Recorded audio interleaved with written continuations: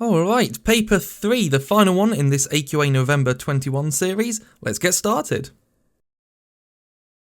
Question 1, b is 3 more than the square root of a. Circle the correct equation. Well, if we say the square root of a and b is 3 more than that, so root a plus 3, we can see straight away b must be that.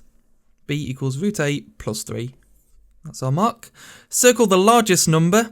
So we've got this, we've got 0.5 recurring, 0.55, 0.545 and 0.5 recurring, 45 recurring.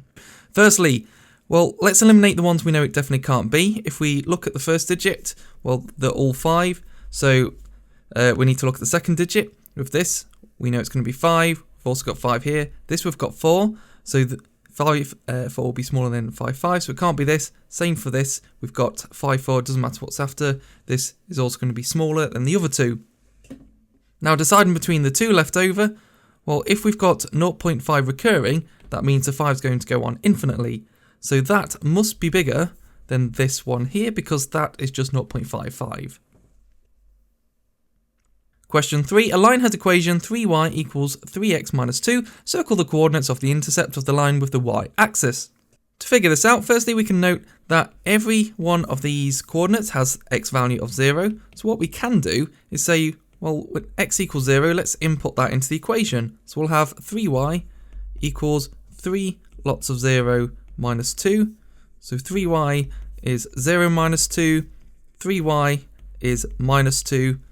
And then we want to divide both sides by 3, so y equals minus 2 over 3. So when x is 0, y must be minus 2 over 3, so it's got to be this one here. Question 4, factorise x squared minus 64. Now straight away you should notice that this is a difference of two squares. So it's going to be x plus 8, x minus 8, because when you multiply that out, you'll get plus 8x minus 8x, which will become plus 0x, and then plus 8 multiplied by minus 8 equals minus 64. Question 5. 6 positive numbers have a mean of 10, a range of 19, and the 4 numbers given are 12, 7, 15, and 3. And it's asking us to work out the other 2 numbers. Now there's a couple of ways you could go about this. I'm just going to show it one method today. So firstly, what I'd say is, let's figure out where the midpoint is of these two values will be. So if we're going to work out the mean, we know we've got 12 plus 7 plus 15 plus 3. But we've also got another value, which I'm just going to call x. But we've got a second one. We're just trying to say, let's find the average of these two, which is plus x and plus x. So these two we can combine to say that just becomes 2x. And then to find the mean, you divide it by how many numbers there are, which is 6, and that will equal 10. I'm going to simplify the left-hand side, so we'll be left with 37 plus 2x over 6 equals 10. Multiply both sides by 6 will give us 37 plus 2x equals 60. Take away 37 from both sides will give us 2x equals 23. Therefore, x equals 11.5. Now what we've just found is the midpoint of these two missing numbers. So whatever these two numbers are, they've got to be equal distance from 11.5 to be able to keep the mean of 10. And now we just need to find the two numbers with the range of 19. Let's figure out the current range. Well, the biggest value we have, the range is 15, the smallest is 3, so we've currently got a range of 12. With going back to this 11.5 value, I'm going to add 0.5 to one and take away 0.5 to another. So we've then got two values of 12 and 11. So if we input these two values, we'd still have a mean of 10, but we wouldn't have a range of 19 because the range is, this is the biggest number still and this is the smallest number still. So I'm actually going to add, I'm actually going to add 3 to this 12. So we'll get 15. I'm going to take away 3 from this 11, so we'll get 8. And we still have a mean of 10, but we also still have a range of 12. So I'm going to actually add 2 to the left-hand side, so that's going to become 17, and that's going to become 6. So our range has actually changed now, So we've now got a range of 17, the biggest number, take away the smallest number, which is 3. It's not going to be a range of 19 because there's going to be 14. So we can tell we still need to expand our range and add and take away from each of these. Now remember, these two are still an equal distance from this central point. So I'm going to add 3 to the left hand side, which will give us 20, and take away 3 from the right hand side number, which is 3. So we've now got a range of the biggest number, which is 20, and the smallest number, which is still 3. So we've got a range of 17 now. Okay, so we're almost there with a range of 19. So actually all we need to do is add an extra 1, well, add 1 to 21, or add 1 to 20 to give us 21, and take away 1 from 3 to give us 2, because that will expand the range by 2. So we've now got the largest number, which is 21, and the smallest number, which is now 2, which will give us a range of 19, which is the number, the range we're after. So we've now got a mean of 10, because these two numbers are equal distance from 11.5, and we've got a range of 19. So our two values are 2 and 21. If you write 21 and 2, that's absolutely fine.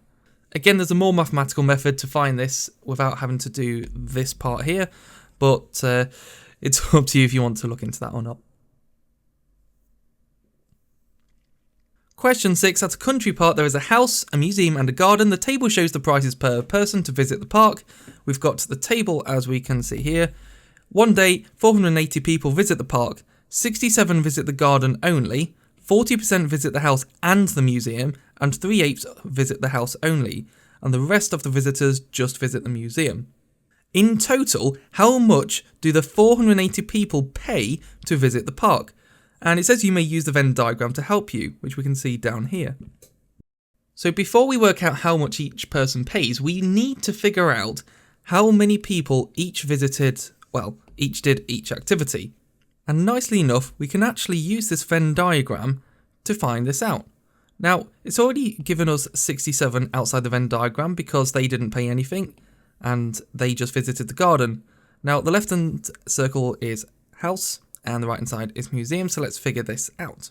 Remember, this being an exam, we're going to have to write everything out. So I'm just going to scroll down here a little bit so we can write things in. I'm going to zoom out so we can try and see everything on one page. I've actually brought this down here so you can see everything happening.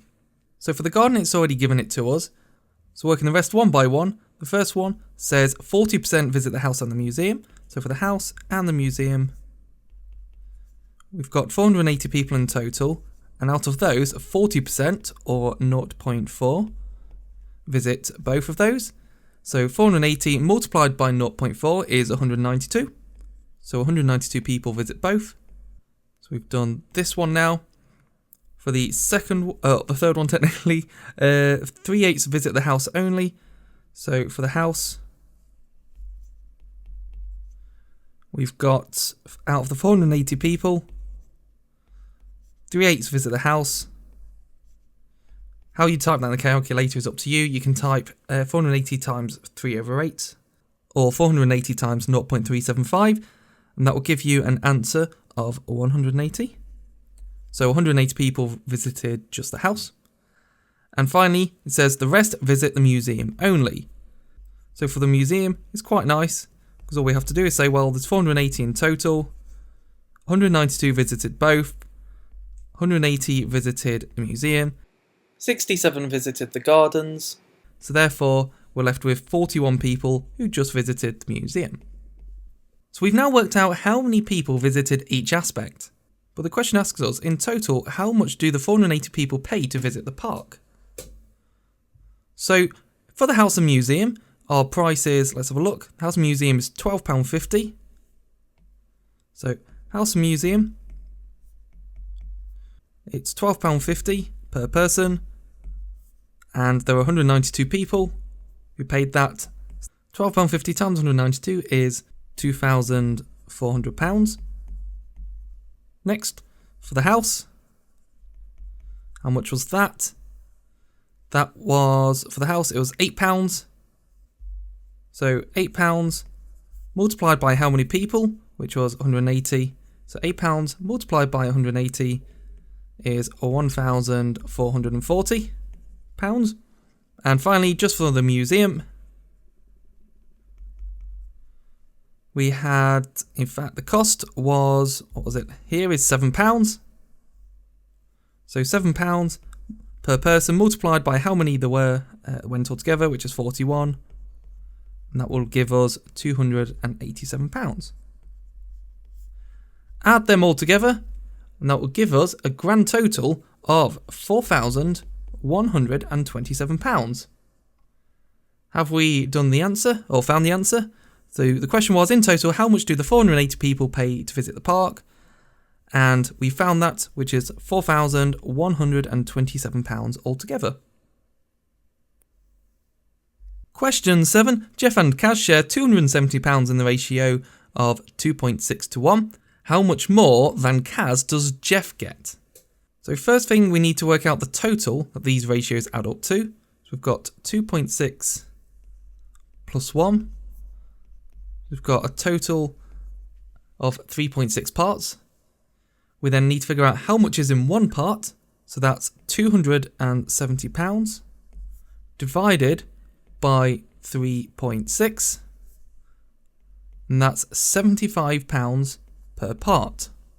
So we can now work out how much is in each part. Well, for Kaz, we've got one part multiplied by the £75, which obviously is £75. And for Jeff, we've got 2.6 parts multiplied by this £75, and that will give us £195. So we've actually got the ratio now of 195 to £75. So that's showing how much each person gets. But the question is, how much more does Kaz get compared to Jeff? So we've got Kaz has got 195, Jeff has got £75. So we've got £195, take away £75, which gives us £120. So Jeff gets £120 more than Kaz. Lucky guy, Jeff.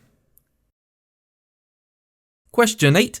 The heel of a shoe exerts a pressure of 198 pounds per square inch. Convert this pressure into kilograms per square centimetre. And we've got the conversions here which we can use. What you'd want to do first is convert the pounds into kilograms. So we know that 1 pound is 0.45 kilograms. So if we're going from pounds to kilograms, we need to multiply by 0.45. So 198 pounds multiplied by 0.45 will equal 89.1 kilograms. Now we know how many kilograms of pressure are per square inch, which is 89.1 kilograms is pressure per square inch. But it's asking us to convert this pressure into square centimetres. Now you need to be really careful with this part because it can trip a few people up. Because this, we can already say what it is in square centimetres without even having to use a calculator. Because 1 inch squared is the same as 6.25 square centimetres. So 89.1 kilograms is equal to 6.25 square centimetres. So we've just stated the facts using this. Our final step then is to say, well, how much pressure is there in 1 centimetre squared? Well, to get from this point to this point, we're going to divide by 6.25, because 6.25 divided by 6.25 is 1, so therefore the right hand side you need to divide by 6.25. Therefore the answer is 14.26. So the answer is 14.26 kilograms per centimetre squared. Question 9. Rectangle ABCD is split into 4 smaller rectangles. 2 of the smaller rectangles are shaded, which we can see here and here. The ratio 4 to x, which is this part here, is equivalent to the ratio 1 to 2. For rectangle ABCD, work out the ratio of shaded area to unshaded area. Give your answer in its simplest form. Now it's worth 4 marks, so we know it's not going to be a simple 2-step problem. We're going to need a few steps here. We'll work this through logically.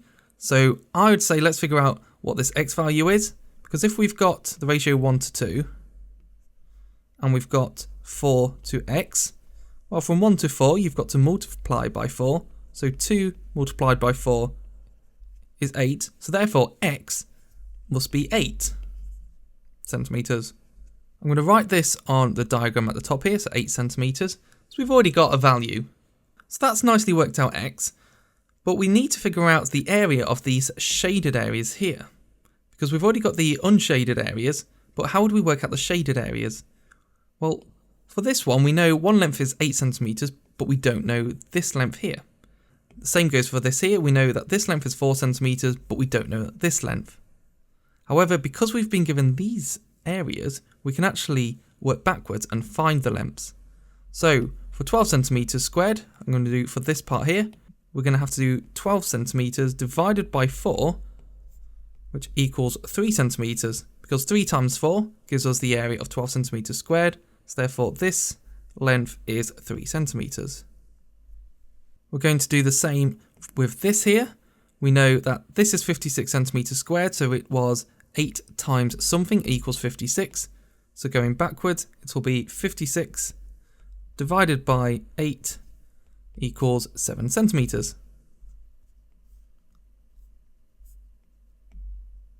Now we've got these two values, we can actually work out exactly the area of the shaded rectangles. The first one I'm going to work out is this top right one here, which is 8 centimeters multiplied by 3 centimeters, which we can see here. So that's the same length here, which gives us 24 centimeters squared. And then for this rectangle here, we've got 7 centimeters multiplied by 4 centimeters, so multiplied by 4, which equals 28 centimeters squared. Now that we know the individual shaded areas, what do we do at this point? Well, we're trying to work out the ratio of the shaded area to the unshaded area. So we need to find out the total of the shaded area and the total of the unshaded area.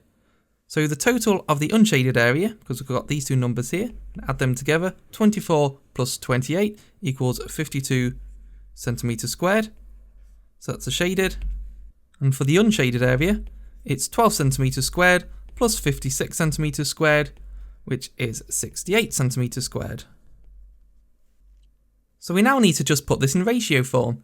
So the shaded area, which is 52 centimeters squared, to the unshaded area, which is 68 centimeters squared.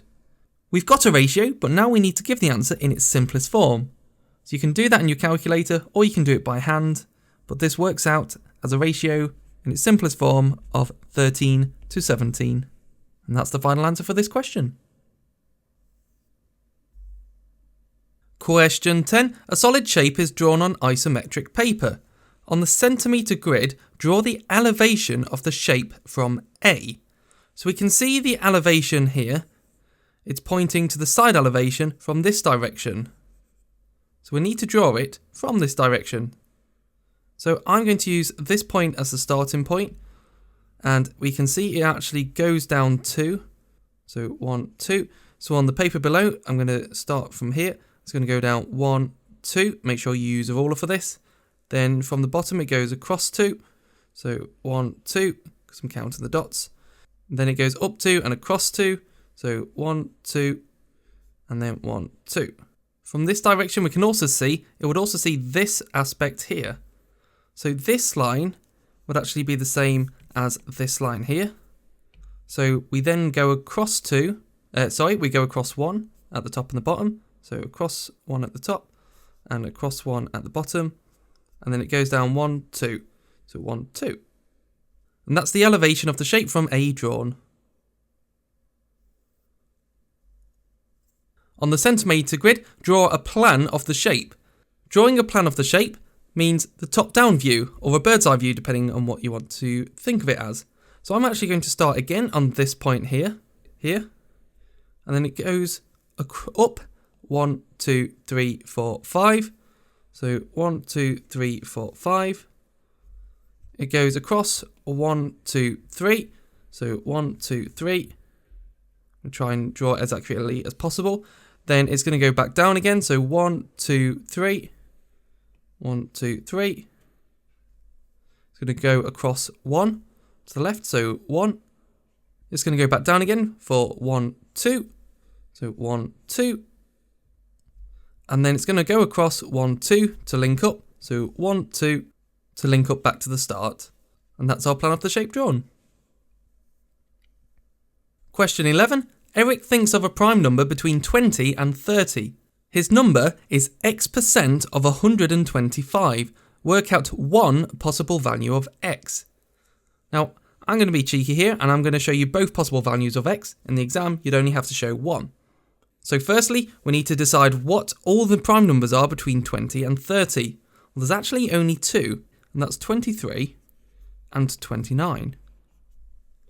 So if we work out the value of x for 23 to begin with, all we're going to have to do is say, well, it's 23 out of 125. Type that into your calculator and you're going to get 0.184. And you should know that this as a percentage, you just times it by 100 to get 18.4%. So your answer is 18.4%. If, however, you chose to do 29, this would be, well, 29 out of a total of 125. Type that in your calculator and you'll get 0.232. Times that by 100 and you'll have 23.2%. So the alternative answer is 23.2%. Now make sure when you do this, this is asking you just to find one possible value of x. So either write this one in, work that out and write it in, or work out and write this one in. Question 12. Part of a regular polygon with 15 sides is shown. Work out the size of an interior angle. You'll need to remember the formula and method of doing this, which if we've got a shape with 15 sides, we're going to have to calculate 15 of the sides, and we're going to take away 2 to leave us with 13. And we're going to do that because it's multiplying it by the amount of degrees in a triangle, which is 180. And that will equal a total amount of interior angles of 2,340 degrees. Now that we know the sum that all these interior angles in this 15-sided regular polygon add up to, we need to find the size of one interior angle. The key word here is regular, meaning all the sides of the polygon are equal. To find just one of them, it's going to be 2,340 divided by how many sides there are, which is 15. And that will give us an answer of 156 degrees per angle. So our answer is 156 degrees. Question 13. A box is the shape of half a cylinder on top of a cuboid. Work out the volume of the box. We need to work out the volume of the cuboid on the bottom and the half cylinder shape on top. So firstly, I'm going to work out the cuboid, which is this bottom shape here. And you should know how to find the volume quite easily, which is 26, the length, multiplied by 15 multiplied by 4, or 26 times 4 times 15, it's up to you, which equals 1,560 centimeters cubed.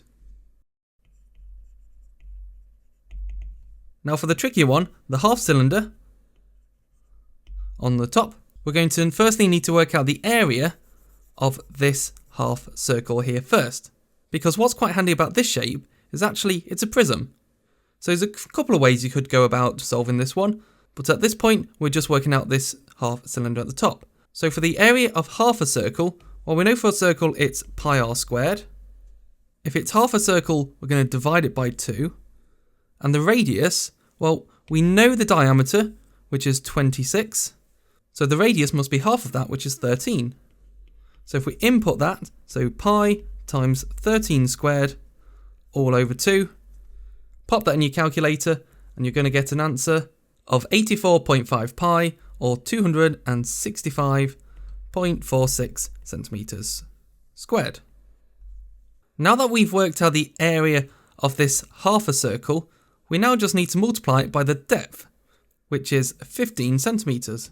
So 265.46 multiplied by 15 equals 1267.5 pi, or 3,982 centimeters cubed. Finally, now that we've worked out the area of the cuboid and the half cylinder, we now need to find the total volume of the whole box, which is just 1,560 plus 3,982, which is a total of 5,542 centimeters cubed. Question 14. Phil sells ties. He increases the original price of each tie by 10% to £13.20. A month later, he announces a sale, 10% off all ties. Phil says the ties will be back to their original price because each change was by 10%. Is he correct? Tick a box, yes or no, and show working to support your answer. Well, let's figure out if we've got a better deal originally or after the price has been reduced by 10%. Let's first calculate the price after the 10% increase. So the original price is £13.20. If it's increasing by 10%, what do we need to multiply by? Well, 10% is 0.1, and we want to find 110% of the value because we want 100% plus the 10% increase, so we're timesing it by 1.1. Pop that in your calculator, and you should get an answer of £14.52. So with the price increase, the new price is £14.52.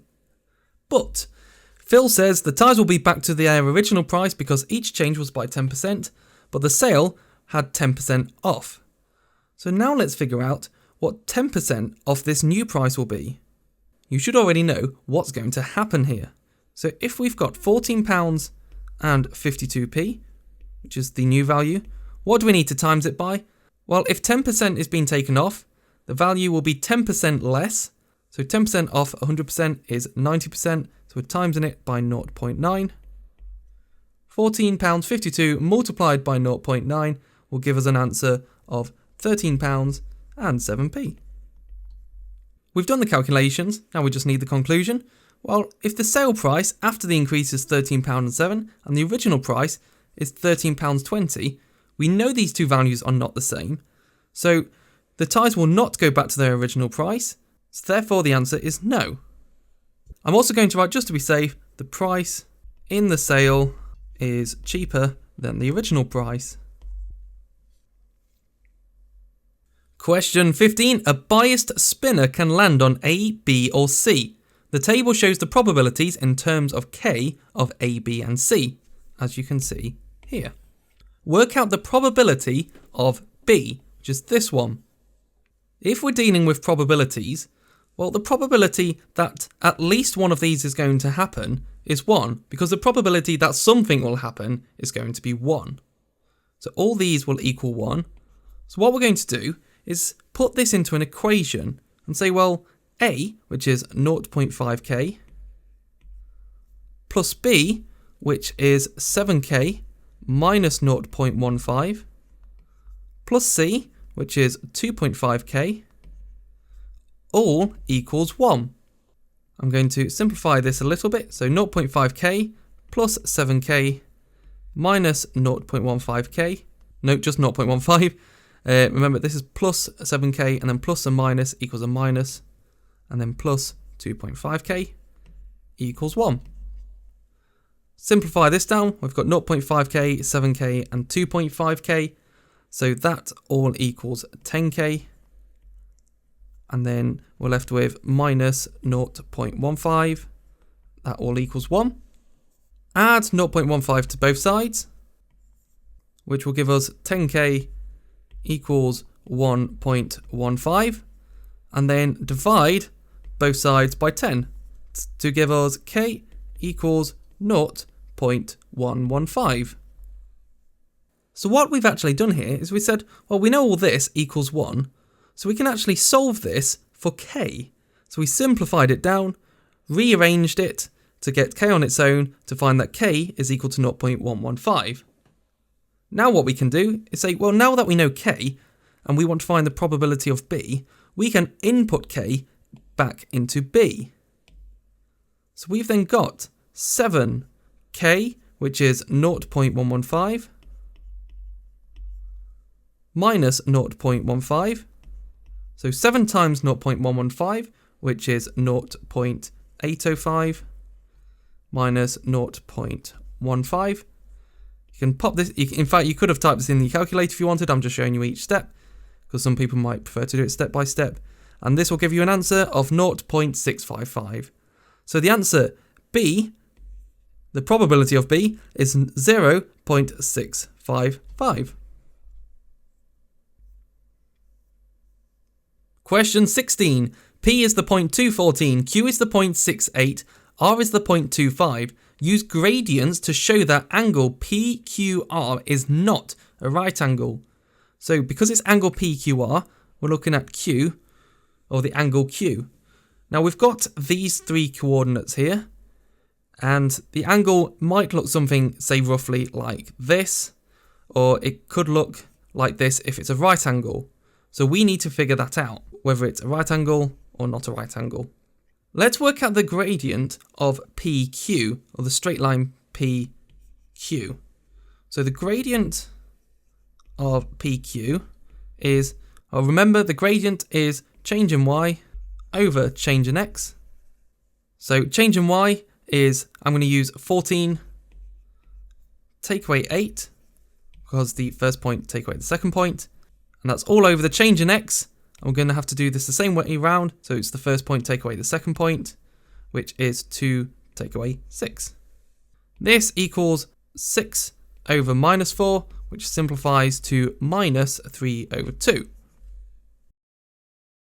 Therefore, the perpendicular of this line must be minus of the reciprocal, so minus 2 over 3, which is positive 2 over 3. Now that we know the perpendicular of these points, or this line, which is 2 over 3, now let's figure out the gradient of Q over R, which must be 2 over 3 if this is a right angle. If the gradient is not 2 over 3, then it can't be a right angle. So gradient of QR, so QR now, equals the first point, well, change in y, so first point take away second point, which is 8 take away 5. You can do it the second point take away first point as long as you do it the same for both, and you'll still get the same answers. And for the change in x, it's going to be the first point, which is 6 take away 2. So 8 take away 5 is 3, 6 take away 2 is 4. Ooh, so the gradient of QR is 3 over 4. So this gradient is not the same as the perpendicular of the gradient PQ, which means that these two, if they're not the same, then PQR is not a right angle.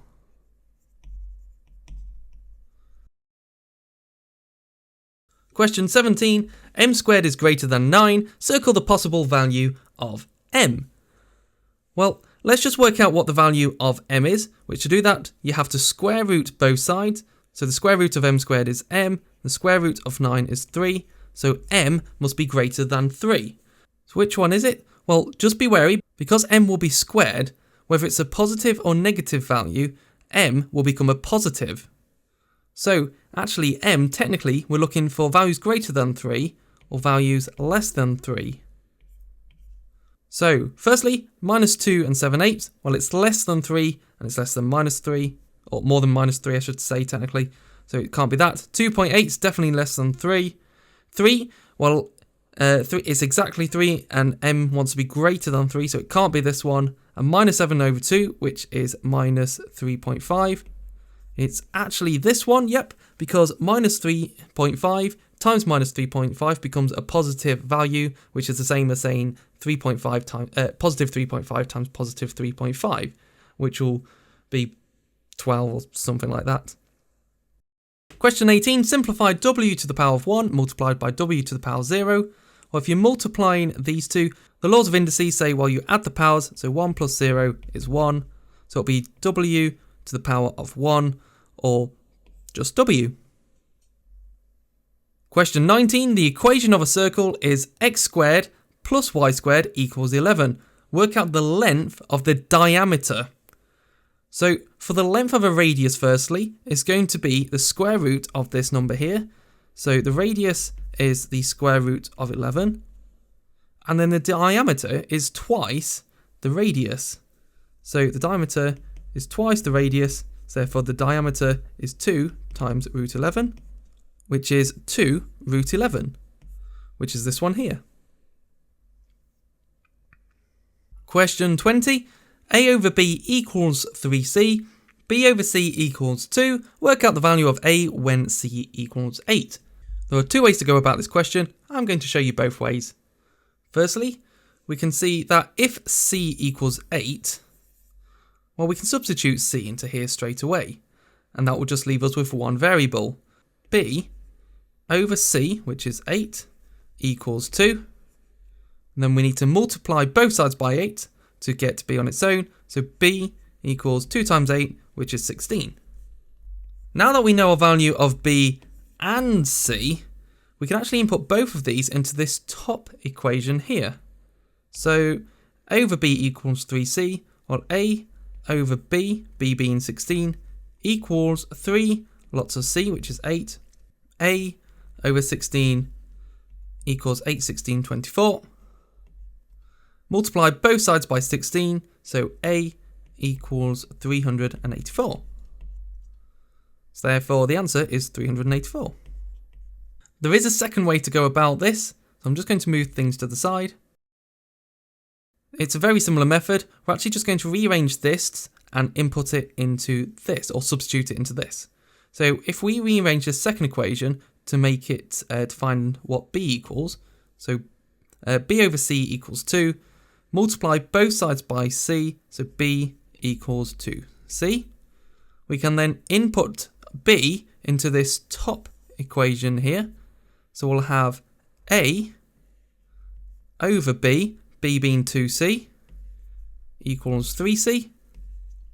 Multiply both sides by 2C to get A on the side on its own, which is A equals, well, 3 times 2 is 6, C times C is C squared, so A equals 6C squared. We can now input our value of 8, so A equals 6 times 8 squared, and that just equals 384. Question 21.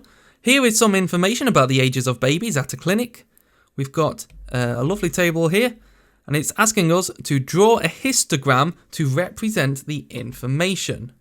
So it's given us a graph paper, and it's already labelled the sides. We've got age in weeks along the bottom, and the frequency density on the left-hand side.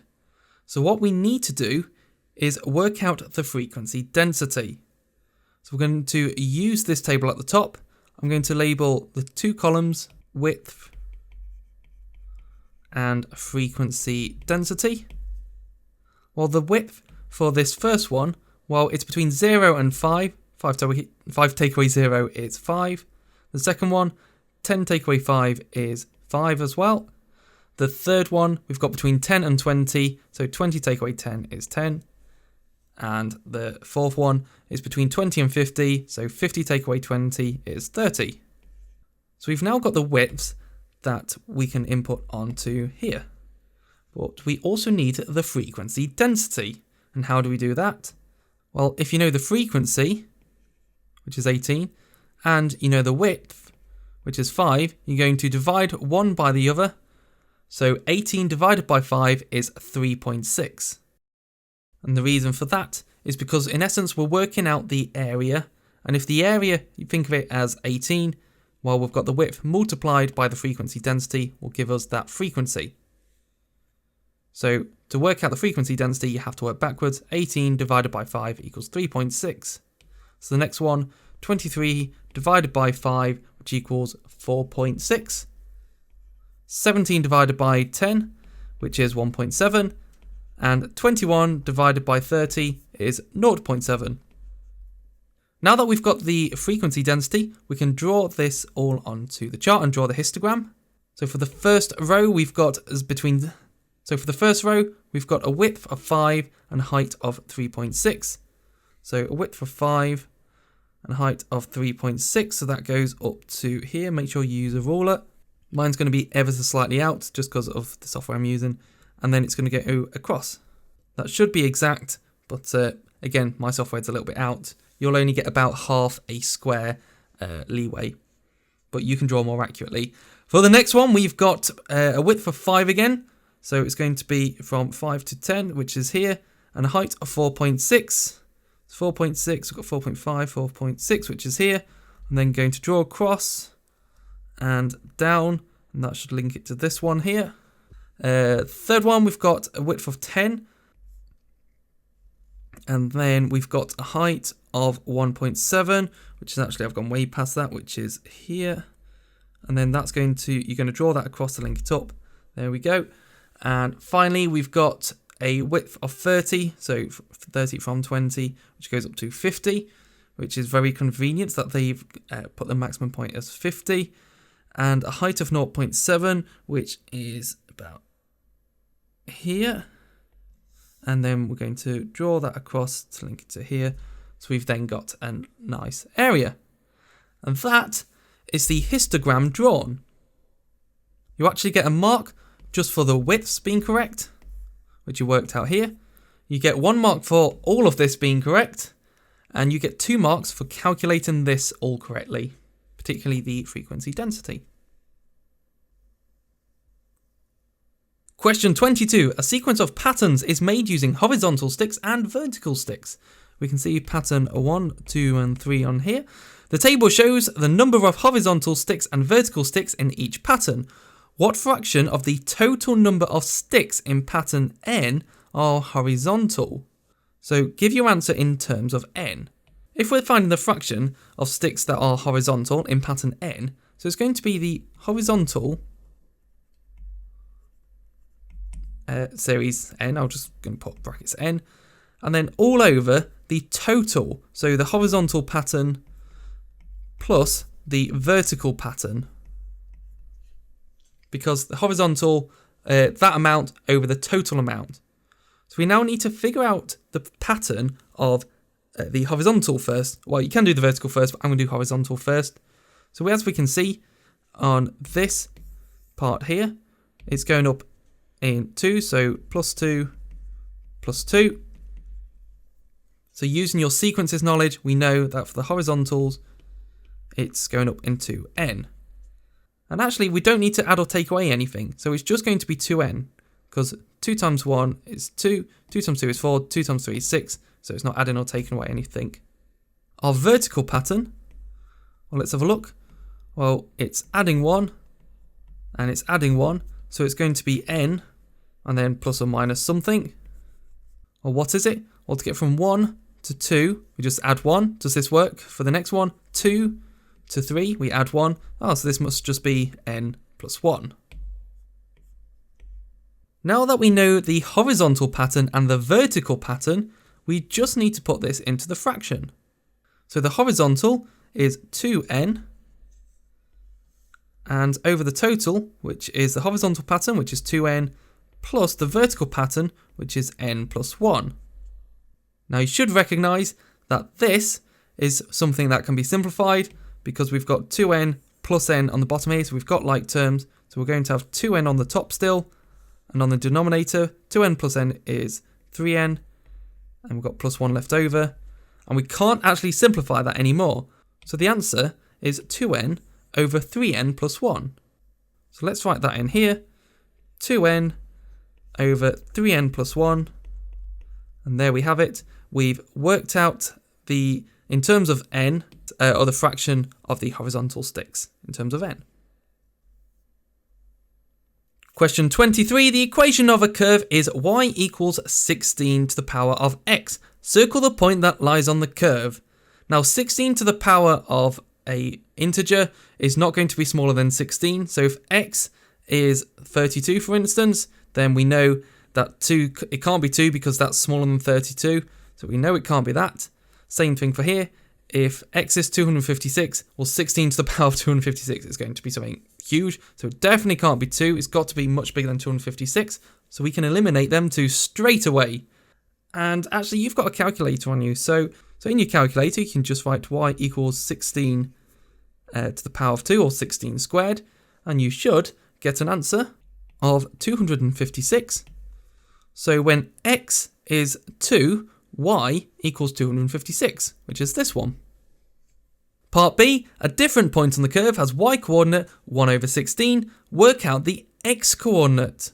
If you're not sure what to do here, write it out. If the y coordinate is 1 over 16, and that's equal to 16 to the power of x, because we're using this still, then what could x be to make 16 1 over 16? Well, it's the reciprocal, and to do that, x has to be minus 1, because 16 to the power of minus 1 is 1 over 16. Or 1 over 16 to the power of 1 if you prefer, and if that helps. So the answer is minus 1. Question 24, this is one where it could trip a few people up. A to the power of b equals 3, where a is an integer and b is a proper fraction. Work out one possible pair of values of a and b. Now firstly, before you think, 3 to the power of 1 equals 3, yeah, brilliant.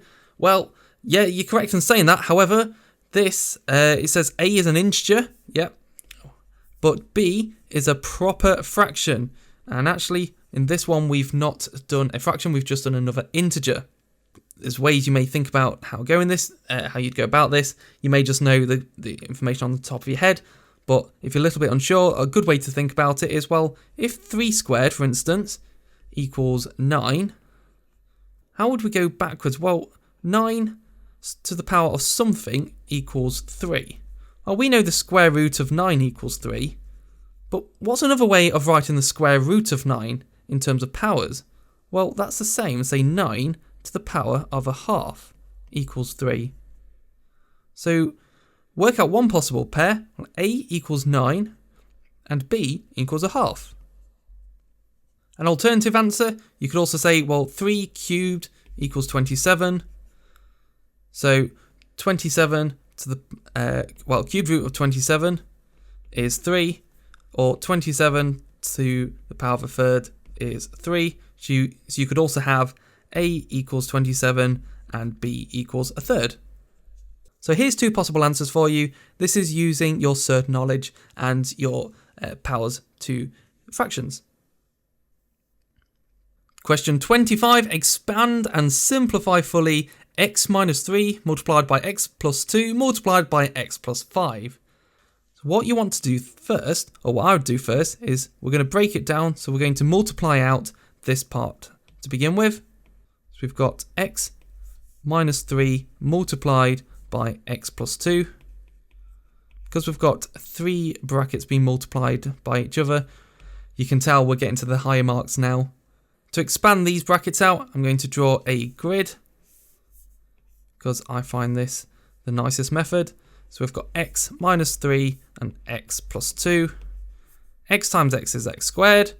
X times minus 3 is minus 3x. X times 2 is plus 2x. And minus 3 times positive 2 is minus 6. So we've got x squared minus 3x plus 2x minus 6. So we're now left with, if we simplify it, I'm going to put it in brackets, x squared minus 3x plus 2x is minus x, and then minus 6. And then this is all being multiplied by the remaining bracket left over, which is x plus 5. So what we need to do now is expand this out. So we're going to need to draw another grid, or whichever method you prefer to use. So I like to draw the grid because it's a really nice method, and it lays it out nice and clearly, and you can use it for things like this.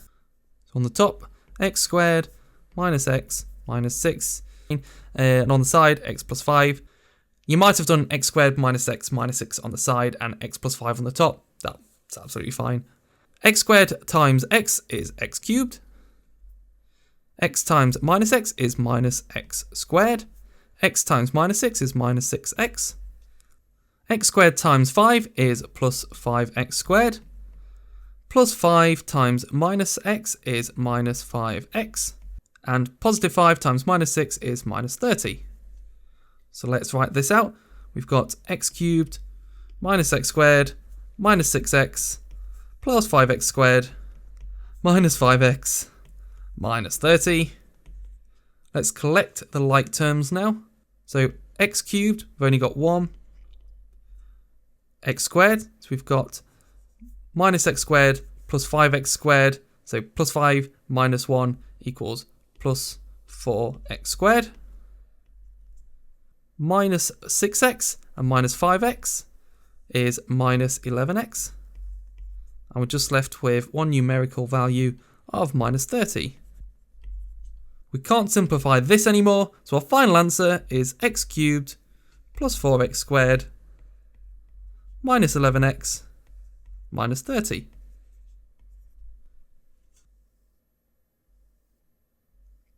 Question 26. Here are two similar cones. The surface area of cone A is 2 meters squared. The surface area of cone B is 4.5 meters squared.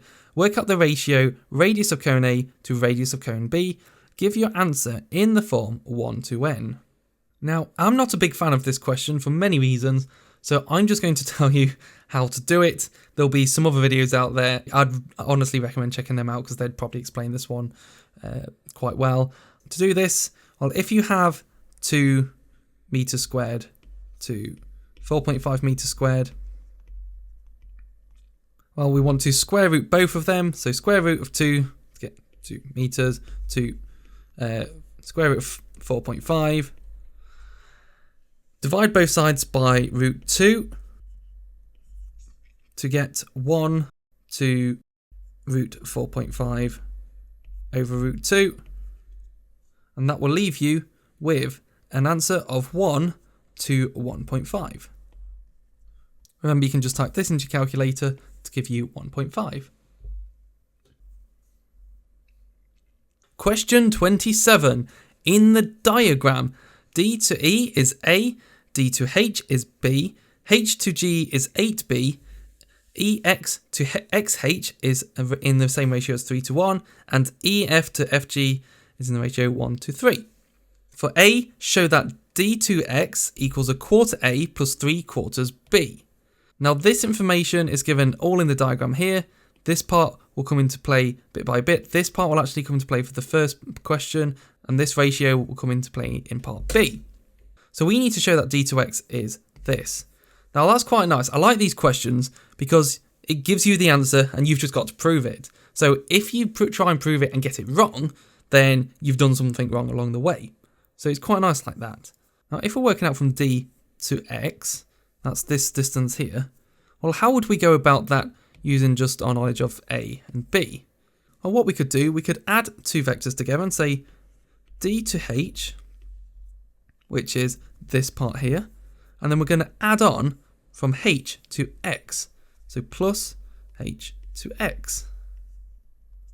Now for D to H, that we can see here is just a value of B, or a vector of B.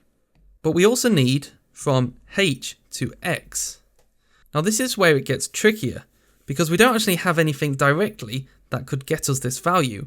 However, the question has given us the ratio of e to x to x to h, so e to x and x to h, and it says it's in the ratio 3 to 1.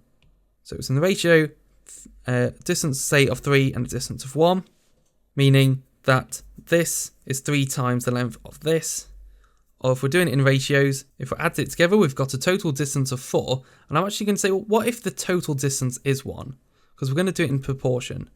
So if it's in proportion of 1, we need this plus this equal to 1. So if 1 plus 3 equals 4, and we actually want it equal to 1, well, to get from 4 to 1, we're going to divide both sides. We're going to divide it by 4, so we're going to have to do the same for this to this side.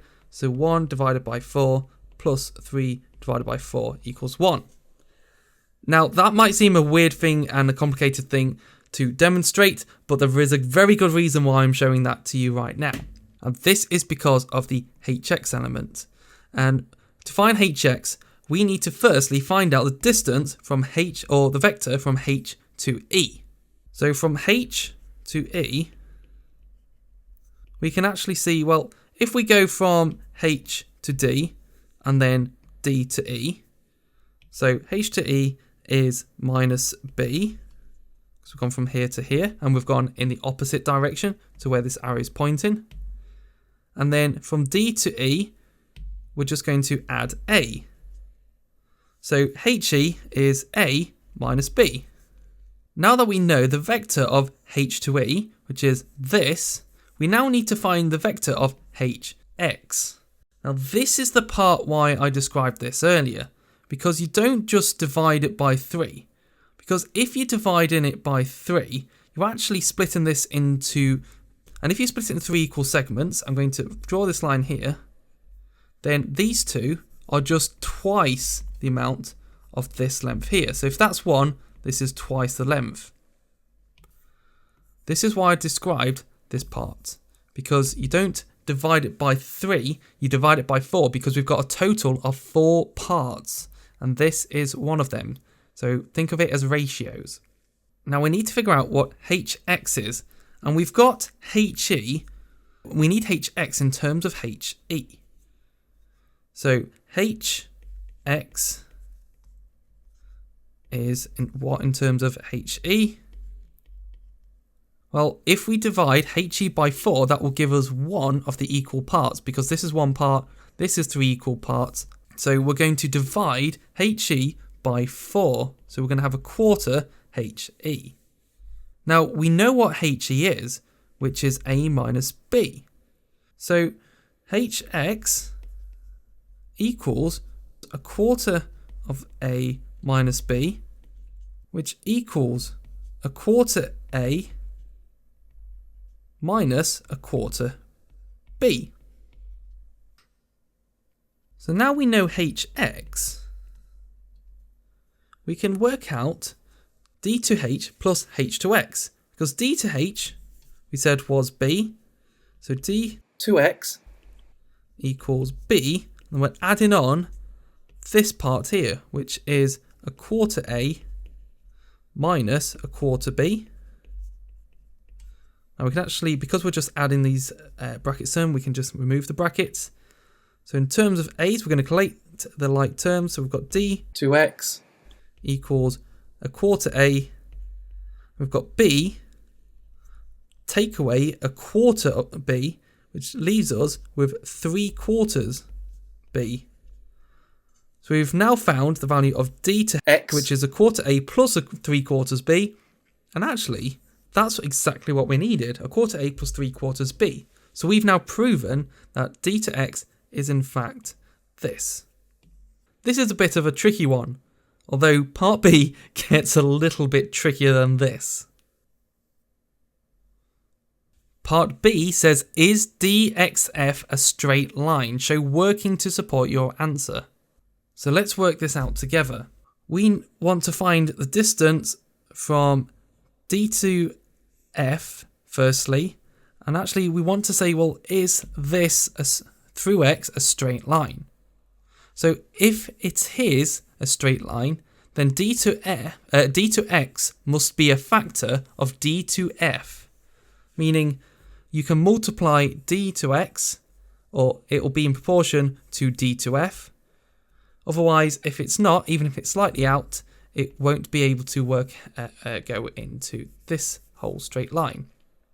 Firstly, let's work out E to F.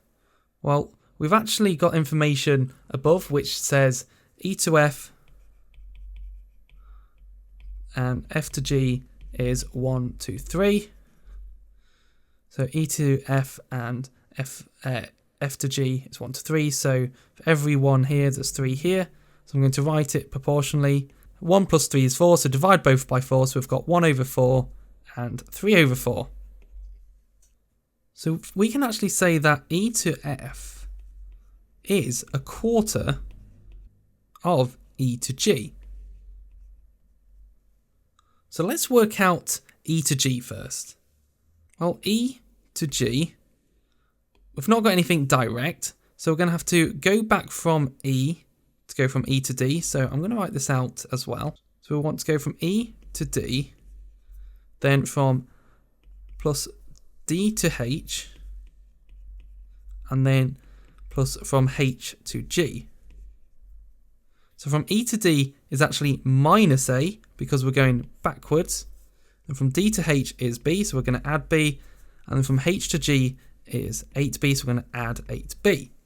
So therefore, E to G equals, simplified, is minus A plus 9B. Now, we need to find E to F, which we've already stated is a quarter of E to G. So it's going to be a quarter of this.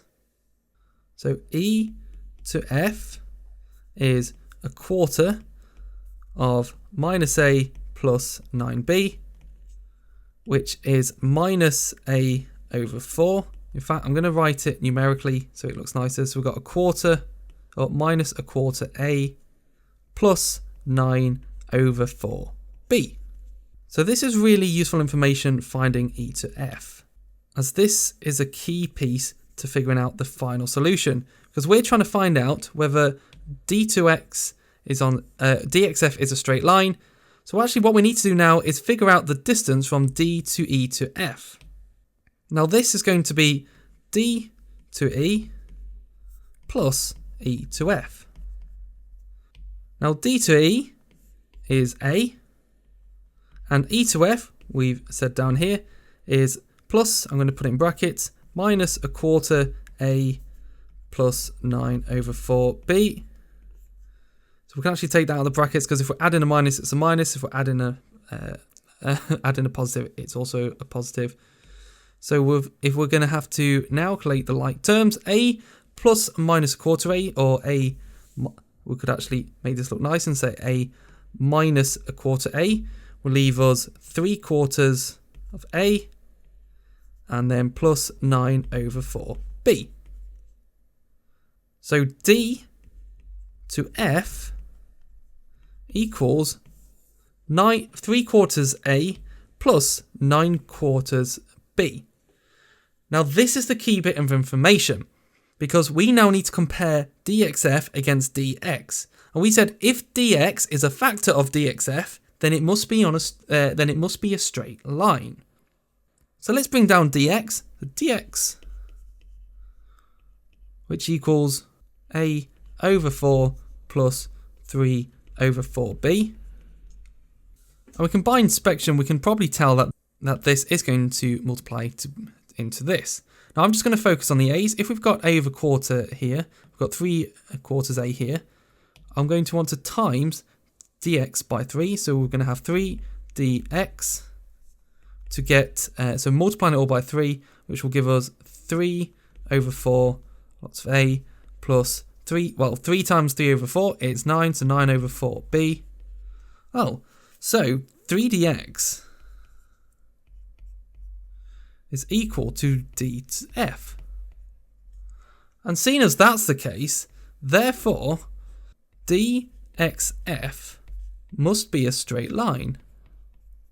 That's your answer. This is a bit of a beast of a question. It's not a nice one. If you like vectors, you'll probably like this question, but unfortunately, some of you might not like it. It's quite a tough one for exam conditions, but this is how you go about it, and it should give you a bit of an idea how to go about these questions. Question 28, only 3 more questions to go. A is 4.72 to 3 significant figures. B is 158 to 3 significant figures. Work out the upper bound of A over B. You must show your working, obviously. Now, if we're looking at the upper band, we're looking for a bigger number. And if we're looking for a bigger number, we need a bigger number over a smaller number. Because we've got a big number divided by a smaller, it's still going to be relatively big. However, for the lower bound, we want a smaller number. Therefore, we want a smaller number over a bigger number. Because if we've got a small number anyway, it's going to start off small. If we're dividing it by a big number, it's going to make it even smaller. Divide by an even bigger number, it's going to make it even smaller. So because we want the upper bound, we need to find, well, the big number is for A, so we're going to want the higher figure for that. And for B, we want the smaller number. So for A, so for the upper bound, for A, well, if we've got the upper bound of 4.72, that's going to be 4.725. So 4.725 is the upper bound, and for B, we want the lower bound, which is, well, 158 three significant figures, so it's been rounded, and it's going to be 157.5. Actually, we've got 4.725 over 157.5. Pop that in your calculator, and you're going to get a value of 3 over 100, or if you, in terms of decimals, 0.03. And that's your answer. The upper bound of A over B is 0.03.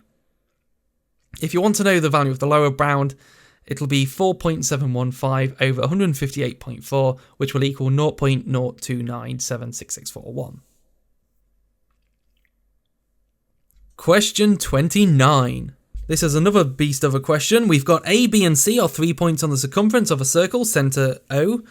B, D, and CD are tangents to the circle. So BD and CD are tangents to the circle. So we can quite safely say that that and that are both 90 degrees. And angle BDC is X. Prove that angle ABO,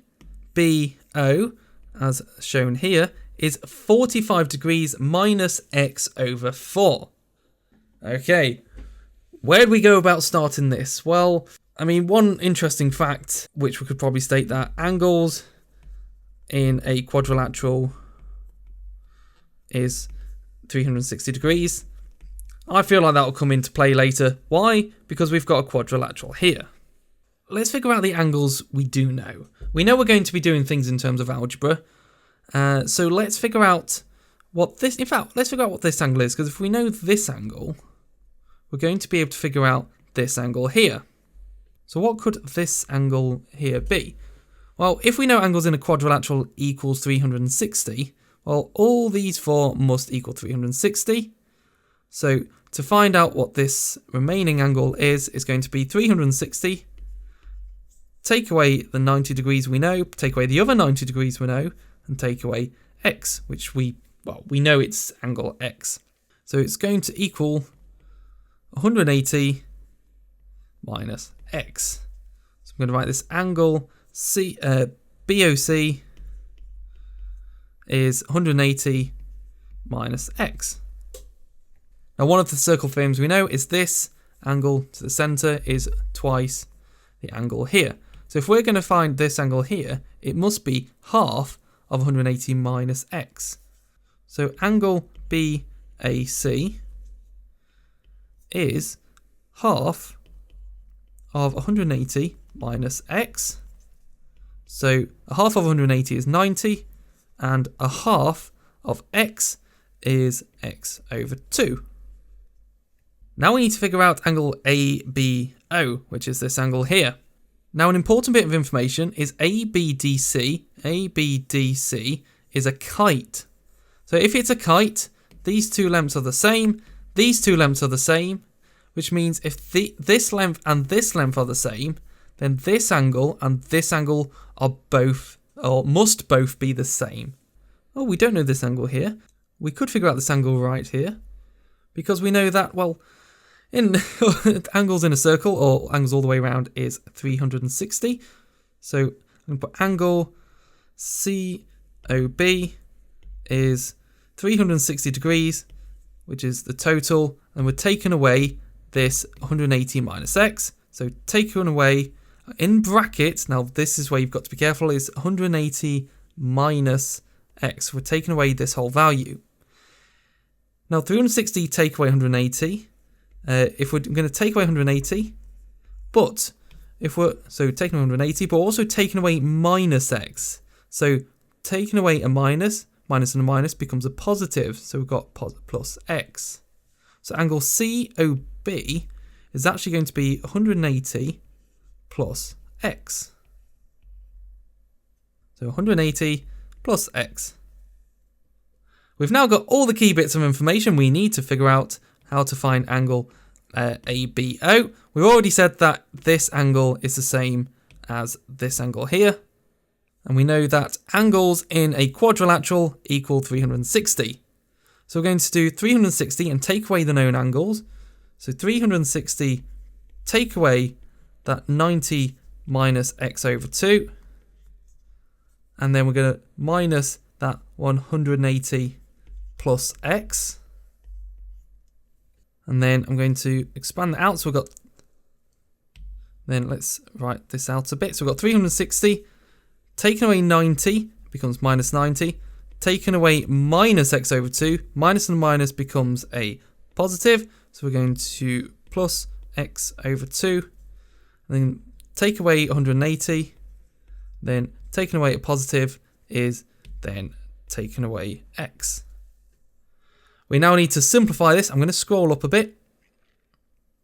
So we've got 360, take away 90, take away 180 will equal 90. So we've got 90 degrees. And then x over 2, take away x is going to be minus x over 2 because we've got minus x, add in half an x. Now, angle ABO is equal to angle OCA, as we've already shown here. So if both of them are the same, these two have to add up to 90 degrees minus x over 2, but we've already shown that because they're the same, all we have to do to find one of the angles is divide this by 2. So 90 minus x over 2 divided by 2, or 90 divided by 2 is 45 degrees. And x over 2 divided by 2, I'm going to write this over here, x over 2 divided by 2, which is the same as x over 2 times a half, which you can multiply the tops, multiplies the bottoms, equals minus x over 4. So angle ABO equals 45 degrees minus x over 4. And hold on a second here. We've just proven that ABO is 45 degrees minus x over 4. Yep, we've found that. We've done it. It's a bit of a tricky question. It requires a bit of careful thinking, but this is a 4-mark question, and these will be these top tier marks. One thing you'll have to add as well is write down that the tangents meet the radius at 90 degrees. The angles in its circumference is half the angles at the centre, so you're just going to have to write down the proofs. I've not done it in this video, simply so this video doesn't last too long. Last question, 30. A sphere has radius r centimetres. An approximate value of r can be found using the iterative formula, which we can see here. Rn plus 1 equals the square root of 239 over Rn. The starting value is R1 equals 7. Work out the values of R2 and R3. Now you only get 2 marks for this. It'll be 1 mark for finding the value of R2 and the other for the value of R3. This is actually quite a nice way to end the paper really, because all you need is your calculator and entering things incorrectly. So I'm just going to write on the paper what you'd want to type. So Rn plus 1, so R2 would be in your calculator, you'd write the square root of 239 over R1, which states it's 7, so 239 over 7, and that would equal 5.843 to 3 decimal places. And then what you do, we've now got 5.843, so you want to put that, so for R3, we're going to substitute that in, so square root of 239, it's almost the end of the video, we're almost there, over R2, which is 5.843, so in the calculator, 5.843. You don't actually have to write this in here. If you've got time, do it, but yeah, just get these answers for these ones. And in your calculator, you'll get an answer of 6.395. And there's your 2 marks. Question B, the very, very last. Here we go. Continue the iteration to work out the radius to 1 decimal place. Now, this is a really handy point. So in your calculator, using the answer function, don't worry if you haven't, but it will speed up. It'll speed up time if you do. Now, if you keep going with this and input R3 into it, you'll get 6.11 and then 6.25. So that's our 4. That's R5, but you don't have to worry too much. You'll then get 6.18. You're going to want to keep doing this until you've got it consistent to 1 decimal place. 6.22, 6.20, 6.21. We can actually see it's converging quite nicely now, and it's consistently to 1 decimal place. We've got this 2 value now consistent. So our answer is 6.2 to 1 decimal place. And there is our final answer to our final question of all 3 of these papers. And that was that. So thank you for watching. I hope this was really helpful. Pop any comments or questions in the comments section. Like, subscribe, and support the channel if you can. Definitely like and subscribe because that part's absolutely free. And I'll see you in some of my next videos, which are a lot more regular videos. Stay safe and healthy out there, and best of luck with your exams.